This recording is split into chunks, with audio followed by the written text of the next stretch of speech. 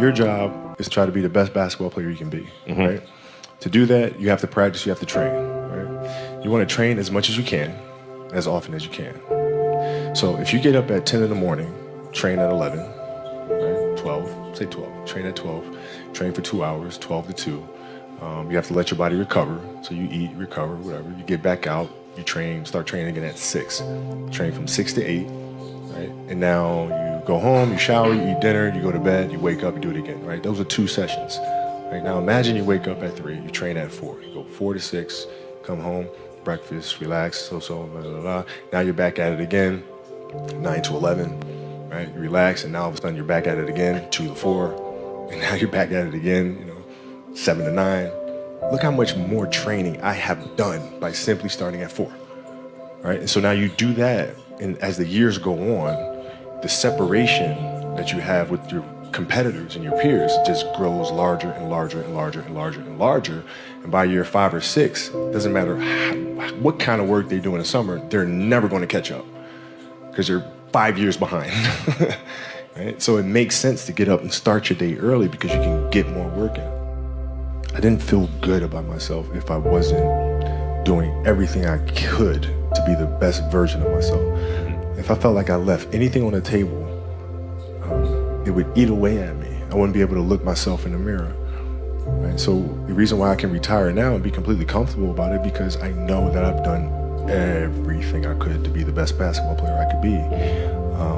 And so that's where it comes from for me. You can't leave any stone unturned.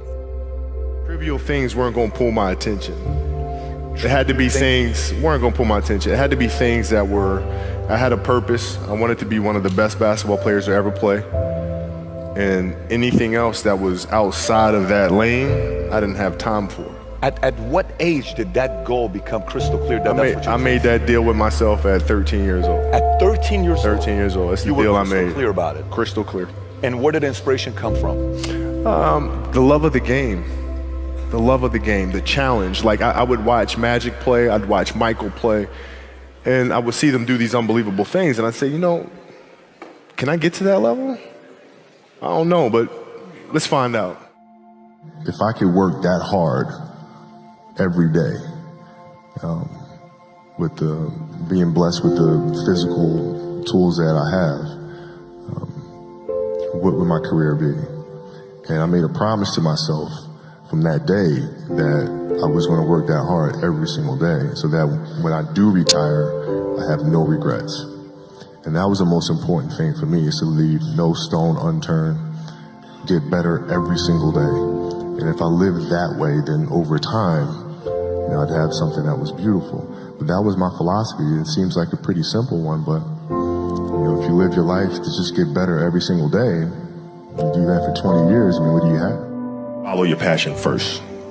First. When I retired from the game, I sat there asking kind of all the wrong questions. What's the biggest industry I can get into? And it's all the wrong stuff.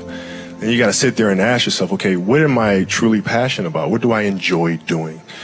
And when you feel that way, honestly, you feel like you have never worked a day in your life. It's the most fun thing in the world. You get up in the morning excited about what you're doing. And you got to be really honest with yourself about it.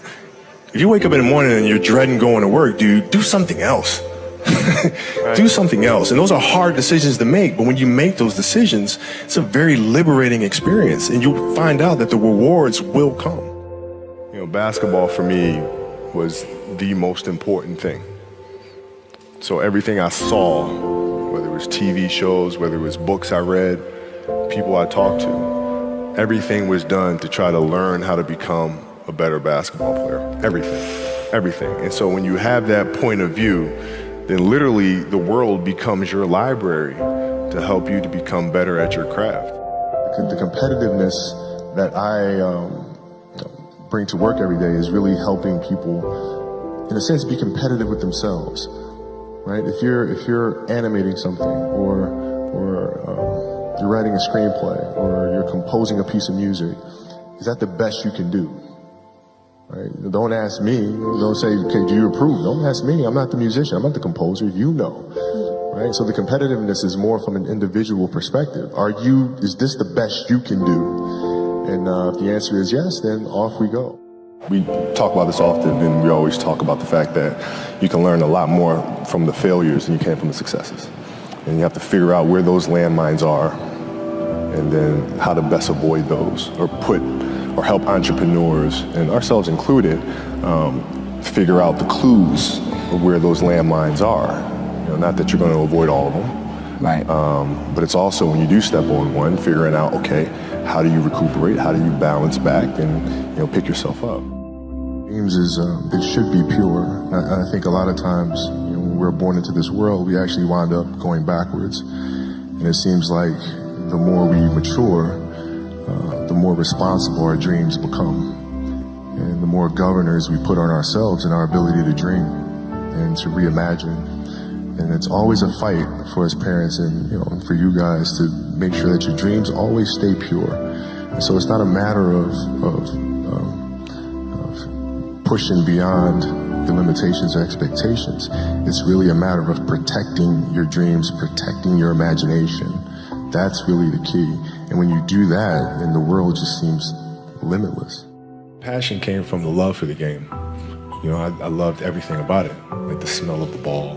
You love the smell of the ball? Yes, the ball. The smell of like brand new sneakers, like the sound the ball makes when it hits the ground. Yeah, the ball going through the net, like all those things I love. And so the passion comes from that, because once you have that love, you just want to be a part of this thing all the time. I think the best way to prove your value is to work, is to learn, is to absorb, to be a sponge. You always want to outwork your potential. As hard as you believe you can work harder than that. If your practices aren't more competitive than the games themselves, you're doing the wrong thing. Mm-hmm. And most of these teams and coaches have gotten into a mindset of resting players. Mm-hmm. Oh, it's too much. We're not going to practice light day, light day, light day. Phil never gave us a light day. Mm-hmm. There's no days off. You show up and you work. You practice. Yeah. And practices are going to be worse. They're going to be more physical. There's going to be more trash talking, and I'm going to let you know, right? Yeah. If you didn't show up today, I'm going to let you know. Yeah. And it's going to be embarrassing, and you're going to hate it. But when Game 7 rolls around, the NBA Finals, you will be prepared. Rolled my ankle really, really bad. I came back, finished the series, but I couldn't touch a basketball until mid-September, which was driving me crazy because I couldn't train. Mm-hmm. But I looked at, this was like the 10th time I rolled my ankle in one season. So I'm looking at that and I'm saying, okay, I got to address that. And so being that I couldn't get on the basketball court, what I did was I took tap dancing lessons. Okay. No kidding. I took tap, and tap was like the best training for me in the world because it strengthened my feet, it changed my rhythm and my approach to the game. I was able to change speeds when I came back the following season. I think dancers put way more strain on their body than athletes do. And I think there's a lot that can be learned from that. My daughter took ballet for several years, and I would sit there in the class, right? And I didn't know what I was getting into because I don't know anything about ballet, right? But I'm sitting there in the class, and I'm watching her get the first position, the second position. I'm learning the structure and the rules that go along with that. And as athletes, there's a lot to be learned from that. Because if you simply go out there and perform and play, yeah, you'll be great every now and then. But if you play with structure, if you understand the rules that come along with that, the discipline that comes along with that, then you reach another level.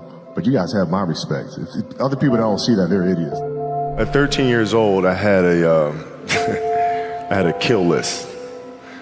And so, they used to do these rankings. It was Street and Smith basketball rankings.